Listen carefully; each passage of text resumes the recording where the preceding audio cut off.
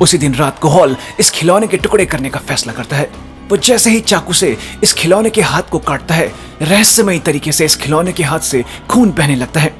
इस चीज को देख हॉल बुरी तरह डर जाता है, लेकिन वो रुक नहीं सकता था, जिसके बाद वो इस बंदर के टुकड़े कर फेंक देता है।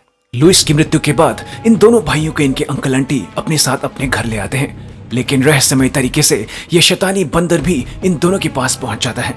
बिल हॉल को कहता है, तुम तो कह रहे थे कि तुमने इसके टुकड़े कर दिए, लेकिन इसे देखकर तो ऐसा कुछ नहीं लगता। ये आखिर यहाँ पहुंचा कैसे? बिल फिर कहता है, कहीं एनी और माँ की मौत के पीछे इसी का तो हाथ नहीं, लेकिन मुझे ये समझ नहीं आ रहा कि एक बार मैंने चाबी घुमाई जिसके कारण एनी की मौत हुई, पर माँ की मौत कैसे हुई? कहीं उन्होंने खुद ही तो चाबी नहीं घुमा दी थी इस खिलौने की? हॉल मन ही मन घबरा रहा था, लेकिन वो इसे अपने चेहरे पर जाहिर नहीं होने देता। इस बात को पक्का करने के लिए कि इस शैतानी बंदर की चाबी घुमाने पर मौत होती है, बिल दोबारा से इसकी चाबी घुमाने का फैसला करता है। हॉल मना भी करता है, लेकिन बिल चाबी को घुमा देता है, जिसके कारण इनके अंकल की मौत हो जाती है, जो कैंपिंग के दौरान अपनी स्लीपिंग बैग में सो रहे थे, जब बहुत सारे जंगली घोड़ों ने उन्हें कुचलकर उनके शरीर को पीस डाला था। दोनों भाई जानते थे कि इस बंदर को खत्म नहीं किया जा सकता, इसलिए ये दोनों इसे गहरे कुएं में जंजीर से बांधकर फेंक देते हैं, ताकि ये किसी के हाथ न लग सके और कोई इसका गलत इस्तेमाल न करे। इस घटना के 25 साल बाद हॉल ने बिल से सब नाते तोड़ लिए थे और खुद को अपनी पत्नी और अपने बेटे पीटी से बिल्कुल दूर कर लिया था, क्योंकि उसे ये डर हमेशा सताता रहता था कि कहीं वो शैतानी बंदर इन्हें चोट न पहुंचा दे। वो साल में सिर्फ एक बार अपने बेटे पीटी से मिलने जाता था।